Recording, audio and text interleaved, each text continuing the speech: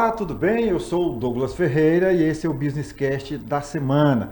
Aqui a gente fala sobre empreendedorismo e sobre arte. E hoje a gente traz uma escritora, uma jornalista, professora, escritora, está com o 5º livro já publicado. Eu estou falando de Eulália Teixeira. Tudo bom, Eulália? Tudo bom, Douglas? É bom revê-la, viu? Ai, também. Estou bem à vontade aqui com você. Bom, eu costumo dizer que o jornalista, ele antes de mais nada é um escritor. Sim. Escritor do factual, mas é um escritor. Sim. E eu queria que você falasse um pouco sobre essa literatura na tua vida. Fala um pouco de você pra gente. Nós somos contadores de histórias, né? Isso, A gente conta histórias, eu digo assim, não ficcionais, né? A gente conta histórias de vida, enfim. E cada um tem o seu estilo. A literatura, Douglas, eu acho que ela sempre esteve comigo e eu acho que o jornalismo que invadiu esse espaço, né? Tá. Eu, desde criança, sempre gostei muito de escrever. Não tinha isso como uma coisa, o Lália escreve muito, tá, o tempo todo, não é isso, mas eu sempre escrevia. Escrevia sobre o meu dia, escrevia sobre bilhetinhos de desculpa para minha mãe quando eu aprontava, mas eu sempre gostei muito de escrever e de ler, sempre fui muito curiosa.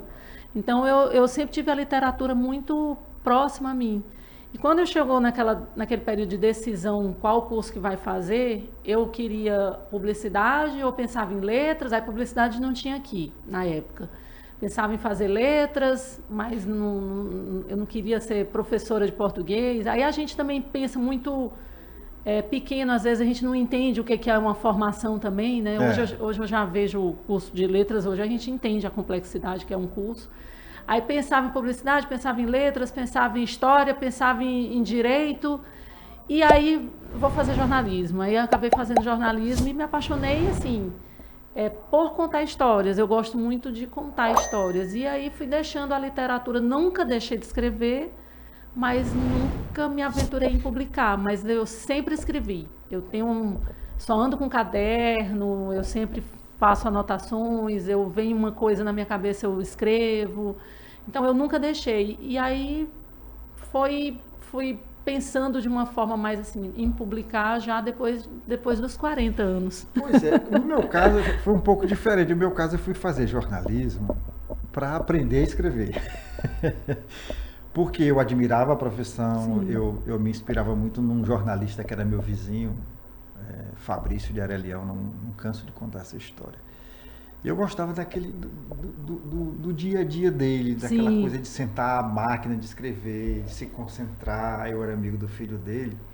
Aí o Sandro dizia, o papai tá no escritório. Eu já entrava na ponta dos pés para não atrapalhar e para ficar curiando. A gente usava essa palavra, né? Curiar, com né? certeza. Eu uso até hoje, viu, Douglas? E aí quando eu fui crescendo, eu digo, mas eu preciso estar nessa profissão, mas eu não sabia escrever. Eu tentava de todas as formas. Eu digo, então eu vou fazer jornalismo para aprender a escrever. Eu estou tentando até hoje. Mas a gente passa o tempo todo tentando, né? A gente acha que está tentando. Mas né? Mesmo nesse tentar, o meu trabalho de conclusão do curso, meu TCC do curso de Direito, foi sobre a Lei Maria da Penha. Uhum. E aí uma professora minha levou o meu trabalho para um congresso em Fortaleza.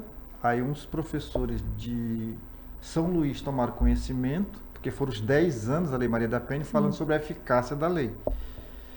E aí me chamaram para fazer uma coletânea, né? Participar de uma coletânea. E virou esse livro sobre direitos humanos. Graças a Deus eu já tenho o meu primeiro filho ali. Pronto. E tem mais 2, como eu falei para você, já no ponto de ir para o prelo, né? Vamos ver se sai esse ano ainda. Mas eu queria saber de você, como é que você se inspira para escrever? Porque você está lançando agora o Retalhos, mas tem outros. Fala dos outros aí pra gente. Então, depois a gente vai esmiuçar o Retalhos. Tá. Fala só do primeiro na sequência. O Retalhos é o mais recente, que tem textos, tem contos, tem crônicas e textos mais poéticos, assim, textos, digamos, que não seguem o padrão da escrita de texto em prosa, digamos assim. Eu tenho Tuas Minhas Palavras, que é um livro que traz partes do diário da minha mãe, mas com textos meus. Gostei do título, viu? O título foi até um presente de uma amiga escritora também, que é a Nanda Sampaio. Ela leu quando ele estava pronto e eu estava sem título na época. e ela sugeriu, porque ela disse que as minhas histórias se misturam com as histórias da minha mãe. Minha mãe teve Parkinson, né? E eu conto um pouco dessa história dela dentro da nossa família e que acaba impactando em muita gente. Tem o meu primeiro, que é o Cofrinho de Palavras, que é um infantil, que é a história da Denise. Aqui a Denise brinca com o pai de colecionar. É a Denise? A Denise, ela era minha amiga imaginária, isso é fato. Ela está comigo até hoje. Né? E aqui a Denise já está numa aventura na ponte. Ela faz... Essa ponte é figurativa? Assim? Não, essa ponte a gente percebe que é a JK. A JK mesmo. Né? Mas assim, a história fala de uma transposição, no caso, não? A história fala, na verdade, de uma aventura, ela se preparando para... Ela tinha muito medo de atravessar a ponte e tinha muita vontade de atravessar a ponte de bicicleta. Então, é toda essa preparação dela e esse momento de, pela primeira vez, atravessar a ponte de bicicleta. E assim, fala da tua sensação. Qual foi o primeiro? Foi o Cofrinho? O Cofrinho. Como é que é a sensação do escritor quando pega já na obra pronta? Ei, Douglas, é uma emoção. Assim, você escreve, eu sempre escrevo à mão, no caderno. Eu tenho, minhas revisões... Fazia diário, com certeza. Fazia. Escrevia diário? Eu tinha diário, eu escrevia cartas, eu trocava cartas com pessoas, com meninas de outros lugares do Brasil. Tinha na revista Maurício de Souza, tinha a parte de cartas, né, de você trocar correspondências. E eu passei anos trocando correspondências com uma menina, Ana Alice Conte, que depois a gente se perdeu. Eu tenho muita vontade de reencontrá-la. Ela era de Ponta Porã. Então eu trocava cartas, a gente trocava cartas. Ela foi embora de lá e a gente acabou perdendo contato também quando começou a vida adulta. Na época...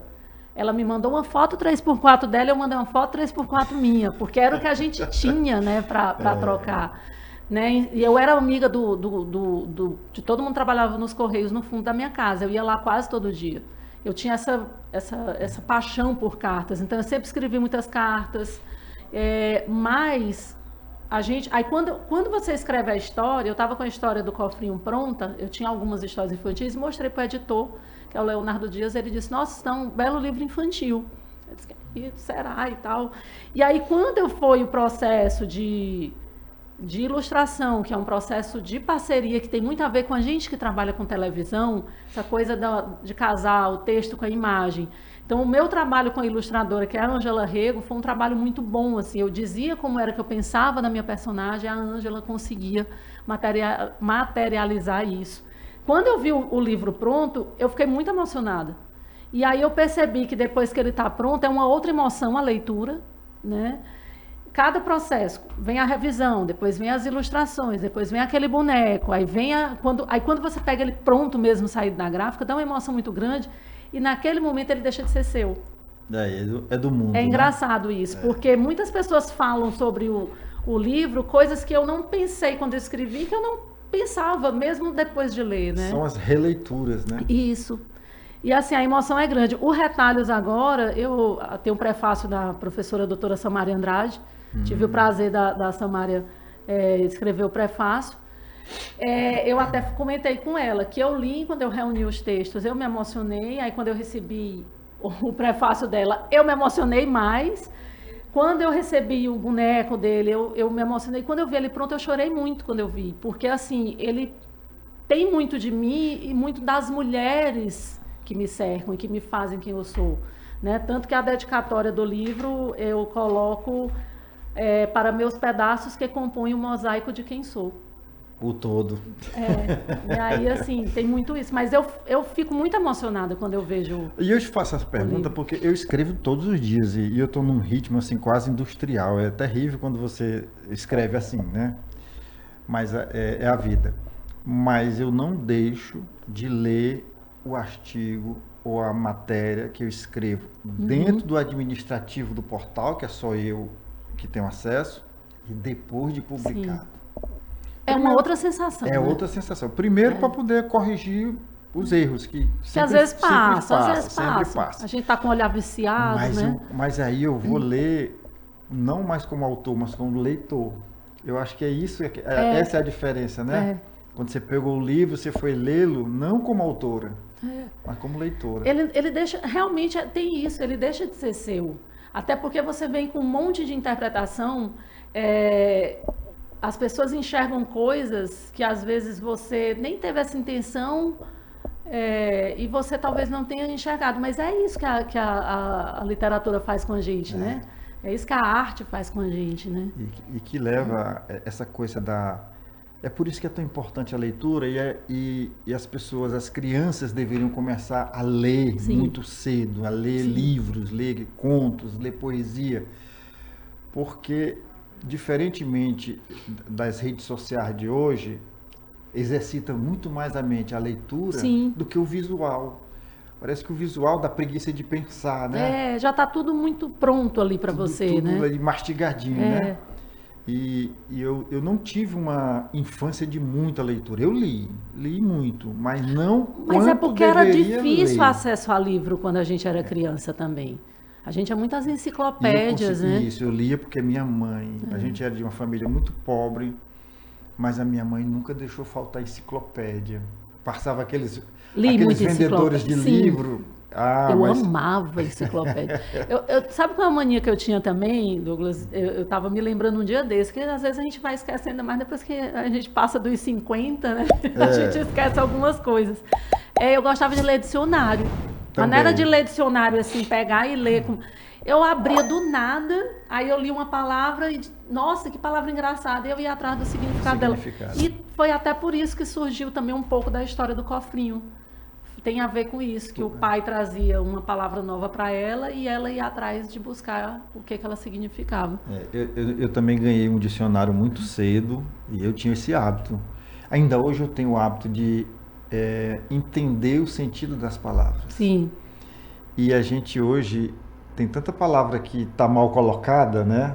Demais. A gente fala achando que está tudo bonitinho, tudo bem concatenado, mas aquela palavra está colocada de forma equivocada, né? E até o dicionário é bom porque você vê outros usos, você vê as nuances, você consegue mergulhar um pouco mais na palavra. Às vezes a gente se toca de uma coisa, não sei o que foi que eu estava conversando um dia e falou uma palavra e eu disse, nossa, faz todo sentido.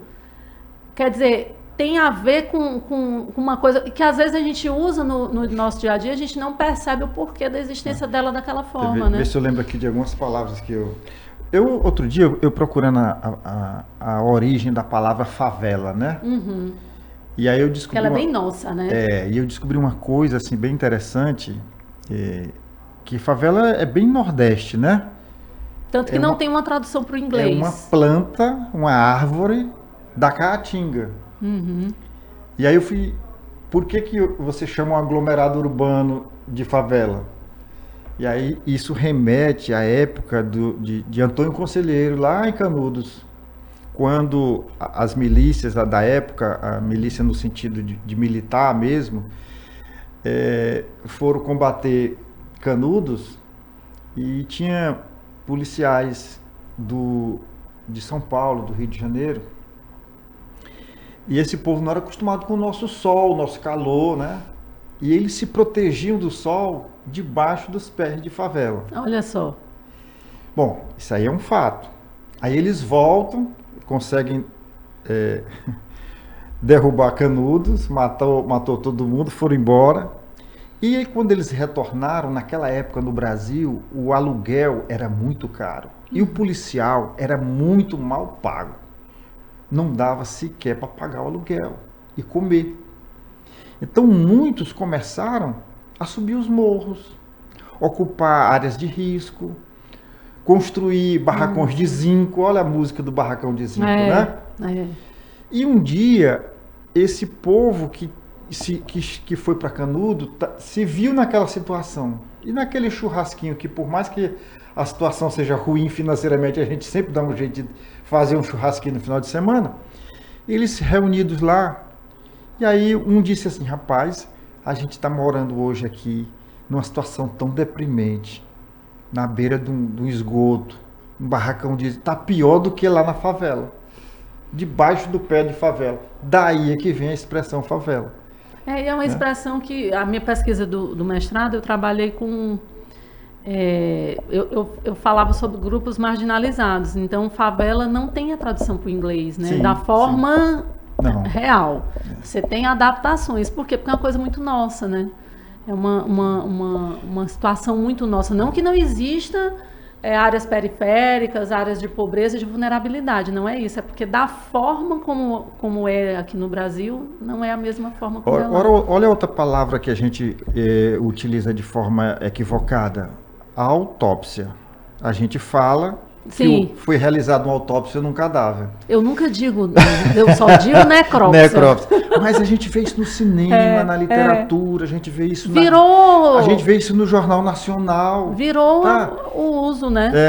Aí, outra coisa, o presidente Lula foi à China para uma estadia de uma semana. Estadia, eu descobri depois que é o tempo que um navio passa parado num porto. E não se aplica a pessoas, a estada, né? Mas ninguém fala estada.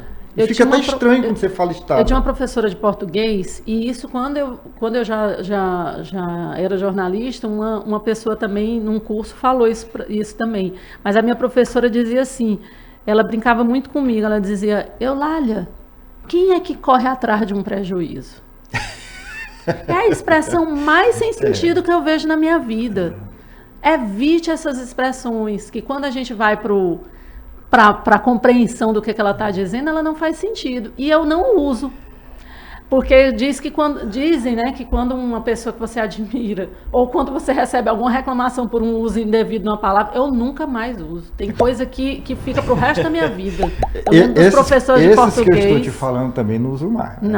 Não, eu evito. Mas usam, ainda é muito comum. Eulália, você hoje continua jornalista, continua atuando no jornalismo e continua professora. Nesse momento eu estou dando cursos avulsos. Eu saí da faculdade, até por uma questão de tempo mesmo que eu estava, mas eu dou alguns cursos, cursos em universidades, mas não estou dando aula na universidade, mas eu me considero... Cursos específicos e com a carga horária isso, limitada também. Até por uma questão mesmo de tempo, mas eu estou querendo voltar para a sala de aula de forma mais fixa mesmo, porque eu estou reorganizando o meu tempo para voltar para a sala de aula, porque eu não consigo ficar, Douglas, muito tempo longe da sala de aula. É uma coisa que eu tenho paixão, assim. Agora, Eulália, eu toquei nesse assunto porque eu acho interessante a gente falar um pouco sobre o jornalismo que a gente está vendo hoje na rua, nos veículos, e eu falo de uma maneira geral, que não estou apontando o dedo para ninguém.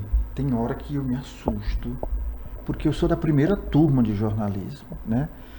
Eu disse que eu fui para o curso de jornalismo aprender a escrever. Você é da turma da Socorro Dantas. Exatamente. Que foi uma das minhas inspirações no jornalismo. Socorro Dantas, Cláudia Brandão, Raiz Muito Silva, livro que eu li na minha Oliveira, vida. Socorro foi quem me deu meu primeiro exemplar do Grande Sertão Veredas. Foi, né? Ela e o seu Deoclésio, eu tinha assim um carinho, eu tinha um carinho muito grande por ele, tenho pela Socorro até hoje. Assim. Faz tempo que eu não vejo, mas eu tenho muito carinho por ela também. E às vezes eu fico me perguntando, meu Deus, sim, só voltando à história, eu fui para aprender a escrever, mas lógico, tinha um ideal por trás, né? Com certeza. E o ideal naquela época, até pelo momento político que o Brasil vivia, era um ideal libertador. A gente sonhava em libertar o Brasil e por aí vai. E hoje a gente vê todo mundo alinhado a uma mesma ideia, a uma mesma ideologia, ninguém questiona nada, as pessoas engolem e reproduzem da mesma forma. E aí eu fico me perguntando, o que as escolas de comunicação estão ensinando hoje? Dá para a gente traduzir isso? Eu vou até pegar, você falou sobre, você foi para o jornalismo para aprender a escrever, né? Eu fui com a ideia de continuar escrevendo histórias, né? Quando eu entrei no jornalismo, meu sonho, quando eu entrei no curso, era talvez por inspiração de algumas pessoas jornalistas que eu tinha perto de mim, eu tinha muita vontade, meu sonho era ser, olha só, Douglas, editora-chefe do Caderno de Cultura do Jornal O Dia. Eu almejava isso na minha vida. Na época, isso é meados dos anos 90, início dos anos 90, quando eu comecei o curso, eu queria ser editora-chefe do Caderno de Cultura do Jornal O Dia. E acho que a Osório Júnior trabalhou lá, Socorro Dantas trabalhou lá, Samária Andrade. Então, são pessoas que sempre foram referências para mim por conviver, né, comigo. E eu queria muito trabalhar em jornal impresso, e eu tenho isso que eu nunca trabalhei em jornal impresso. Né? Por que eu queria trabalhar em jornal impresso? Porque eu gostava de contar histórias e eu não tinha vontade de aparecer no vídeo, de estar no vídeo. Eu queria escrever aquelas... Na minha cabeça, o jornal impresso, ele tinha um espaço. Na época que a gente, nesse início dos anos 90, você queria estar no jornal impresso, porque era quando você tinha aquela edição especial da reportagem, né? Você mergulhava, né, no que você está falando desses questionamentos do jornalismo. A gente tinha uma ideia de que a televisão não te dava essa oportunidade, né? E acabou que eu fui para a TV, tenho experiência com rádio, até com web, mas não tive com jornal impresso. E assim, e eu falo muito isso, você falou como é que as escolas estão formando, é uma coisa que eu às vezes até converso com as minhas equipes, com os meus alunos, onde é que está a nossa vontade de perguntar, a nossa curiosidade? A gente hoje não pergunta mais, a pessoa diz algo para a gente aceita como resposta, e quando a gente faz a pergunta, porque muitas vezes a gente faz um comentário, né? A gente faz só um comentário e a gente não tem uma pergunta mais objetiva, mais, vamos usar uma palavra da moda, mais assertiva, né? E aí você falou que parece que a gente está meio... Parece que não incomoda, porque eu acho que a gente perguntar e a gente... Eu tive uma infância que eu perguntava muito, sempre perguntei muito, e às vezes os professores diziam, tinha um professor que me chamava de Lalita, cuidado com as perguntas e tal. Mas a gente pergunta porque a gente tem curiosidade. Né? Olha, na verdade, eu trouxe outro dia um jornalista aqui, até um professor da Universidade Federal, e a gente estava conversando. Eu parto do princípio, Lália, que o jornalismo, ele é oposição. Eu aprendi isso no curso de comunicação da Universidade Federal do Piauí. A gente sempre é oposição. Né? Não é oposição partidária. Não. É oposição ao desmando, é oposição... Até aquela história, a gente tem sempre aquela ideia do advogado do diabo. A gente está sempre fazendo as perguntas... Tá aí, e sempre com o pé atrás com tudo, né? Cutucando. E eu acho que o jornalismo perdeu isso. E isso é muito ruim. É ruim para o jornalismo, é ruim para a cidade, é ruim para o governo estadual, é ruim para o governo federal, é ruim para tudo, para cidadania todos, como um todo, né? Porque o jornalista, ele tem que estar ali para incomodar, no bom sentido. Sim. Colocar as coisas no rumo.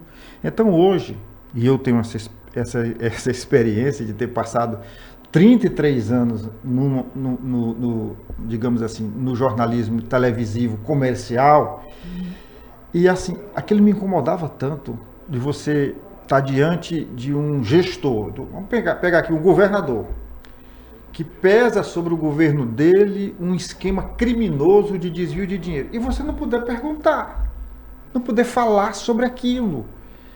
Aquilo ali me incomodava, aquilo ali estava me matando. Sabe? Uhum. Eu estava morrendo dia por dia. Depois, analisando com mais calma, eu acho que eu cheguei a sofrer do burnout da vida, né? Porque imagina você ser jornalista, na essência da palavra, e você ser tolhido de exercer esse mistério. Eu acho que a gente hoje vive também, Douglas, uma necessidade muito de resolver tudo muito rápido. Do imediatismo e é muita informação. Então, a gente tem que dar tudo. A gente, de um modo geral, jornalismo até mundial, falando aqui do jornalismo como um todo, mas a gente tem que dar tudo e às vezes as pessoas não querem aquele tudo, elas querem uma profundidade. Por isso que a gente hoje tá acompanhando também esse nicho, né? O jornalismo de nicho, digamos assim, ele tem crescido. Porque a gente está atrás também disso, de profundidade, de conhecer um pouco mais. Eu falo muito para meus alunos, eu digo, leiam bastante. Fundamental. Quanto mais a gente lê, menos a gente sabe. Parece clichê, mas é verdade. A gente precisa ler para a gente perceber que a gente precisa ler mais e mais. Sempre. E se desenvolver, porque o desenvolvimento ele está ali, ó, o tempo todo ali cutucando, assim. Então, quando a gente não lê, eu não tenho pergunta. Sabe quando a gente termina a aula, o professor pergunta assim, alguma dúvida? Para a gente, quando nenhum aluno faz pergunta, é frustrante para a gente como professor. Eu faço sempre uma autocrítica. Eu não consegui compartilhar o assunto da aula, porque quando você instiga, você tem pergunta. Né? E a gente não pode deixar que as pessoas não questionem. E olha, né? Dentro daquilo que você estava falando, que hoje não se questiona, não se pergunta mais no fazer jornalístico, aí você termina falando que o que está sendo chamado de jornalismo declaratório. A pessoa diz uma frase, vira um assunto. Diz outra frase, é outra matéria. Se fala muito isso, né? E nesse tempo de desinformação, até mesmo de uso, né, da tecnologia, a gente tem que ser mais ainda crítico, porque a gente pode absorver algo que a gente olhando com um pouco mais de carinho para aquilo ali, a gente percebe que não é bem aquilo ali. Né? Então, assim, a gente não pode simplesmente aceitar tudo que vem para a gente. Você falou da história da crítica, eu lembro demais no curso de jornalismo, falava que a gente não podia beber de uma fonte só. Né? Exatamente. E na pesquisa é do mesmo jeito, a gente não bebe de uma fonte só, a gente usa autores como base e a gente se apoia naquilo ali, mas a gente tem que ter crítica, inclusive, ao autor que a gente está usando. Agora a gente vai entrar no outro assunto interessante que chama-se inteligência artificial. Uma ferramenta bacana demais. Mas aí o que acontece? O que a gente tem observado?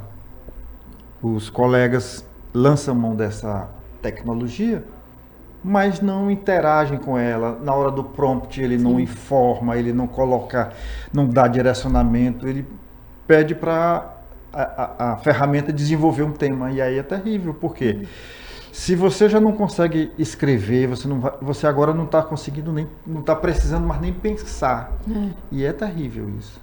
Eu tenho muito medo, eu tenho todo mundo tem seus medos, né? Eu tenho medo de não conseguir pensar.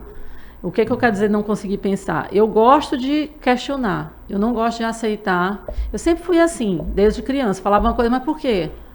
E por quê? O porquê, e meus filhos, eu sempre estimulei muito meus filhos, às vezes eu até dizia assim, porque sim, e é porque sim. Porque sim, porque sim, porque sim. Aí eles vão, não mãe, não pode ser porque sim. Então assim, porque não existe o porquê sim, né? E a inteligência artificial, Douglas, eu acho que o grande problema que a gente está vivendo é porque as pessoas acham que ela vai existe substituir, a coisa do capitalismo, de querer substituir mesmo, esse é o sistema que a gente está, de querer reduzir custos e aumentar lucros, isso é fato, né? Independente do que você acredita, isso é um fato. E existe também a coisa de você achar assim, por que eu vou fazer isso se a máquina pode fazer por mim? Só que a máquina, como você falou, ela tem um prompt. Ela é limitada. Ela é limitada. E assim, a gente já usa recursos de inteligência artificial quando a gente acessa os buscadores, quando a gente vai atrás. Mas quando a gente vai atrás para a gente poder se nutrir. Isso. Mas quando a gente vai atrás para a gente se anular, é que está o problema. Eu fico doente quando a pessoa chega para mim e diz assim, esse texto aqui eu fiz usando a IA. Eu digo, eu não vou nem ler. Eu não vou ler porque assim, eu quero primeiro que saia de você. Ali você vai lapidar. É o X da questão. Né? Você escreveu o seu texto. Coloca todas as suas ideias, concatenadas ou não. Aí a IA entra para dar uma organização. Aí, ok. É outra história. Você tem um apoio, é um recurso, é uma ferramenta. Ela não pode lhe substituir. E quando eu permito isso, eu estou me anulando como indivíduo. E aí, uma hora ou outra, vem uma frustração. Esse preço vai vir. O que é que eu estou fazendo aqui? O que é a gente se colocar, a gente colocar as nossas ideias. E aí hoje a gente vê movimentos em muitos locais que antes não estavam enxergando isso, da volta à escrita à mão da criança. Na Suécia já está voltando, as crianças voltaram a escrever à mão. Proibiu, inclusive, notebook dentro de escola, né? Inclusive para uso educacional. Eles não vão usar mais. Por quê? Porque eles perceberam que ao invés de auxiliar, estava substituindo. E aí você vai criar uma sociedade, você vai criar cidadãos que pensam, não Pelo pensam. menos nos primeiros anos da escola é importante você exercitar isso. Depois Tem a tal da escrita motora fina, que a gente precisa para coisas. Eu estava conversando com uma amiga recentemente, eu dizendo, acho que foi até ontem que eu estava falando sobre isso, eu falando que a gente cresceu na minha geração, era dividido. Fulano é de exatas, fulano é de naturezas, Beltrano é de humanas, né?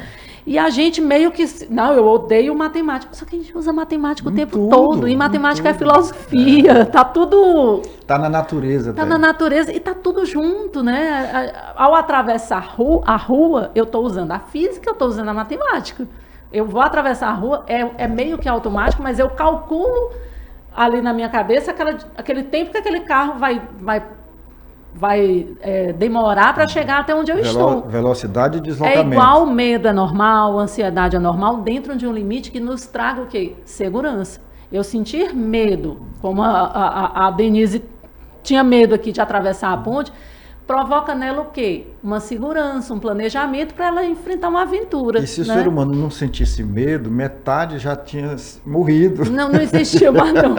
Ainda bem que eu tenho medo. Tem uns medos insanos assim, né? Mas o medo faz parte do indivíduo. Então, se a gente deixa de ter determinadas sensações, ou determinadas emoções, ou determinados sentimentos, a gente vai deixando a nossa individualidade de nada. Eu penso completamente diferente de você, e nem por isso a gente vai brigar. Eu digo assim... faz parte da vida e é gostoso, né? Você falou uma coisa, eu argumento outra e sem essa diversidade de pensamento, o mundo nem anda. Anda não. A gente precisa Inclusive, pesquisas mostram, Douglas, que a diversidade, ela leva a ambientes mais tranquilos. Olha só, a gente pensa que não, que tem que ser todo mundo igual. É a diversidade que leva a um ambiente mais tranquilo, com menos conflitos. Por quê? Porque eu consigo ver que existem outras pessoas e ninguém é igual. Bom, vamos voltar para os livros, vamos voltar para os seus filhos aí. Então, teus livros hoje já estão todos nas livrarias, é possível conseguir também por site de internet? Como é? Fala aí. Eles estão à venda estão à venda na livraria Entre Livros, na livraria Nova Aliança, Entre Livros na Zona Leste, aqui em Teresina, e a Nova Aliança no centro, ali próximo ao Colégio Diocesano. E eu tenho no site das duas livrarias, da entrelivros.com.br, novaaliança.com.br, e também o retalho está na Amazon também. Então, quem quiser, não estiver aqui, quiser adquirir, ele também está online. Mas a escritora ainda não fez a coretagem, não, né? Vem novos livros, novos filhos por aí. Vem novos filhos. Tem um que eu estou finalizando, que esse foi um contato com uma editora de Natal, acredito que até julho, ele está em fase de revisão agora. É o que? Infantil? É infantil. E eu tenho 2 de jornalismo que eu espero publicar no próximo ano, pelo menos um deles, que eu já venho escrevendo, mas eu nunca considero que eles estão bons, né? E assim, os outros, estilo retalho, eu continuo... Então, eu observo que você tem 2 infantis aí já escritos e publicados, você tem um que está a pedido aí, por indicação da universidade? Não, é uma editora de Natal. Uma editora. Me procurou e elas dão um tema, elas delimitam sim, tudo? Esse sim. De uma coleção que eles fazem sobre o Nordeste, e aí eles pediram uma história para mim, mas com liberdade de criação, né? E aí eu criei a história, eles querem mostrar o Nordeste para fora, né? E a inspiração para esses aí, vem de onde? Os 2 infantis. Os 2 infantis, o cofrinho de palavras... E a ponte. Então, dizem que tem muito de mim aqui, mas tem muito das crianças também que eu convivo, né? Tem muito dos meus filhos, tem muito de mim. A história da ponte, ela é bem, posso dizer, tem um viés meio autobiográfico mesmo, porque eu tinha muita vontade de atravessar a ponte de bicicleta.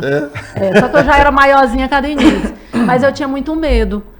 E tem um pouco dessa aventura. E eu tenho... Você passa valores nessas histórias? De uma certa forma, assim, quando eu vou contar a história para as crianças, elas falam que eu falo muito sobre coragem, falo muito sobre como é vencer o medo. Eu gosto muito dessa ilustração, que é ela, o olhar fixo dela com a mãe, que eu acho que hoje está faltando muito essa coisa do... Eu tenho uma foto assim com meu filho. E é bonito, né? Essa daqui a Letícia me deu para eu fazer um quadro.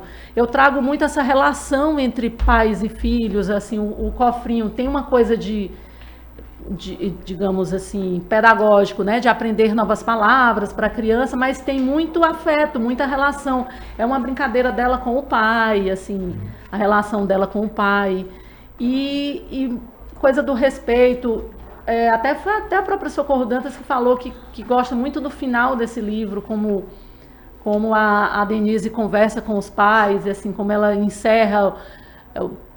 como que ela descobriu o significado da palavra. Então tem muito essa coisa da relação também entre pais e filhos, né? As nossas relações também. Eu gosto muito de falar sobre isso. Eu perguntei para você, porque eu até já te expliquei um pouco. O meu livro infantil, que é o Macarrita e a Tomatina, ainda não tem um título, não. Esses são os dois personagens, Macarrita e Tomatina. Ele surgiu, né, dessa minha relação com meu filho. Sim. Aí ele chegou com essa história do coleguinha que chorava macarrão e aí terminou que virou uma história. Eu tenho 2 histórias não publicadas que é a inspiração dos meus filhos, né? Um é sobre que idioma o cachorro entende a gente falando, e a outra é sobre como é que eu faço para fazer meu cérebro parar de pensar. Essa é boa. Essa é boa. Tem hora que eu penso assim, em mandar meu cérebro dar um time, né? Segura um pouquinho, Segura um pouquinho. Olha, eu fiquei maravilhado aqui em conversar com você. É a nossa primeira conversa, assim, tete a tete, olho no olho, né? Mas foi produtivo, acho que valeu a pena esperar, né? Ai, que bom, Douglas, que bom, eu fico feliz. Valeu a pena esperar. Então tá aí, gente, a gente fez essa conversa aqui, eu não falo entrevista aqui não, né? Entrevista lá fora, né?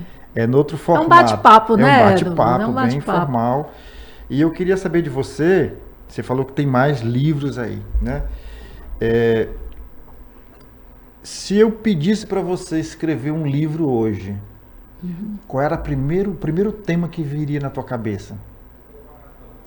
Eu hoje estou pensando muito sobre o processo de envelhecer, sobre o que é envelhecer.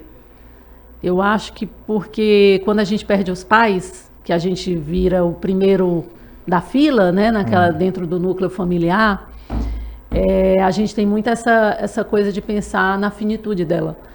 E eu acho que envelhecer é um barato, assim. Eu tô curtindo. Eu tô adorando. Eu tô curtindo demais. Mas é um tema que eu gosto porque eu acho que a gente coloca uma utilidade na vida. Você é velho, você não é mais útil. Que vem mais um olhar meu também, a questão do capitalismo. Eu não sou produtivo, eu não sou útil, eu não tenho valor. Então eu tenho visto muitos filmes e lido muitos livros sobre isso. Mas se bem que do socialismo também tem isso. Mas eu falo do capitalismo que é onde a gente está inserido, né? Eu gosto de falar não por crítica ao comparativo, né? Eu tive em Cuba 2 vezes. Da primeira vez que eu fui a Cuba, eu fiquei assim, triste. Primeiro porque não é nada do que me venderam, né? Depois porque a gente vê o velho cubano tão triste.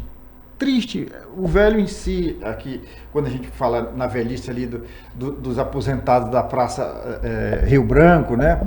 São velhinhos que se reúnem, são alegres, vão lá para contar piada, para rever os amigos. Lá é de uma tristeza que não tem tamanho, sabe? Agora, eu puxo para a questão eu não estou dizendo que é porque sejam socialistas, não. Sim. Eu só estou querendo dizer que tem em todo canto, né? Tem, mas é justamente isso que eu ia lhe falar. Assim, eu falo de onde eu vivi aqui, que a gente vive dentro do sistema capitalista, e morei 6 anos no Japão, que também é um sistema capitalista. E que o envelhecer lá tem outro sentido, né? Tem, mas existe muita solidão também. Então, assim, o que eu falo é hoje, no mundo que a gente está inserido, a gente tem muito esse valor. Valor é tipo, se eu não estou gerando, eu escuto muito isso, as pessoas... Tem. Esse sentimento é terrível. E o mercado realmente trata o idoso dessa forma. Eu não discordo de você, não. Quer uma frase que me adoece, Douglas? Eu não gosto de ouvir. Tinha quantos anos quando a gente fala que alguém morreu? Sei lá, 86. Ah, viveu muito. Quem é que define se eu vivi muito ou pouco? Eu vou viver mais de 100. Eu também já disse. Eu vou viver mais de podem 100. me aturar que eu vou viver mais de 100. Eu tenho DNA para isso. A minha avó paterna viveu 108 anos. Pois pronto, pois cuide. Tenho DNA para isso. Estou na Pois academia, minha alimentação é saudável. Não deixo de fazer meus exercícios e minha academia é de domingo a domingo. Tem gente que só vai até sexta. Não, eu vou de domingo a domingo. Certíssimo. É cuidar da gente, É óbvio, né? que eu estou com 64 anos, 4 anos, não posso estar pegando peso como os garotões, mas dentro das minhas limitações, sim, eu faço meus exercícios. Olha, eu puxo ferro, eu caminho 1h30 na esteira todo dia, de domingo a domingo. E faz bem pra gente, né? Então não desejo mal de ninguém. Por que eu não vou viver 100 anos? Vai, ainda tá no DNA. E assim, eu te falo isso, dessa questão de... Porque eu me lembro quando uma amiga perdeu o pai. Meu pai faleceu dia 16 de setembro, o pai dela tinha falecido dia 8 de setembro, do mesmo ano, né? 2014. E ela me ligou para falar sobre a perda do papai e tal, e ela dizendo, eu estou sofrendo muito com a perda do meu pai, mas eu acho que é o tempo, a gente tem que aceitar. E as pessoas estão falando muito isso para mim, mas ele viveu muito, ele tinha 87 anos e tal. Aí eu disse, cara, não escuta, porque assim, a gente pode ter 80, 90, 100 anos, os nossos pais são sempre nossos pais. E só quem sabe as relações que a gente tem é a gente. É a gente. Né? E assim, eu não olho muito as pessoas, não, deixa ela descansar. Eu falo isso no livro sobre a minha mãe. Minha mãe viveu acamada, no que os médicos, né, chamam de estado vegetativo, por 3 anos e 3 meses. E muita gente dizia, foi melhor para ela. Quem define que foi melhor? Então, assim, é muito egoísmo nosso também. É um parâmetro complicado, né, de você estabelecer. E eu falo isso no livro quando eu digo, é egoísmo quando eu querer que ela... Quando eu digo, é melhor ela ir, é egoísmo quando eu quero que ela fique. Por que não deixa ela decidir? Por que a gente acha que a gente pode decidir por eles? Só porque eles estão mais velhos? Então, assim, é isso que eu falo, que eu olho muito para esse envelhecer e desse olhar para a utilidade. Eu acho que é a mesma coisa que eu não gosto, são 2 olhares que eu tenho também para a infância, que eu não gosto quando você acha que a criança não entende das coisas, eu não falo que ela não entende. Não subestime a criança. Mas olha... A gente aprende muito com elas, né? Mas olha, eu tô com um garoto de 7 anos, né? Tá ele aqui, não sei se dá para ver aqui por trás. Um garoto de 7 anos. E aí a gente se percebe que envelheceu.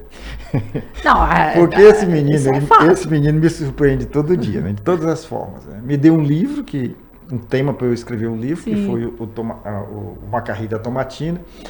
Ele conta histórias assim, eu tenho a impressão que ele vai ser um escritor. Eu não quero que ele seja jornalista, mas ele vai ser um bom escritor. Por que a gente que é jornalista não quer que os filhos... Eu nunca quis que meus filhos fossem jornalistas. A gente sofre tanto sendo jornalista, né? É um sacerdócio. Mas enfim, aí ele... A gente percebe que envelheceu, que ele chegou para mim e disse, papai, no seu tempo tinha dinossauro, papai? Tá vendo?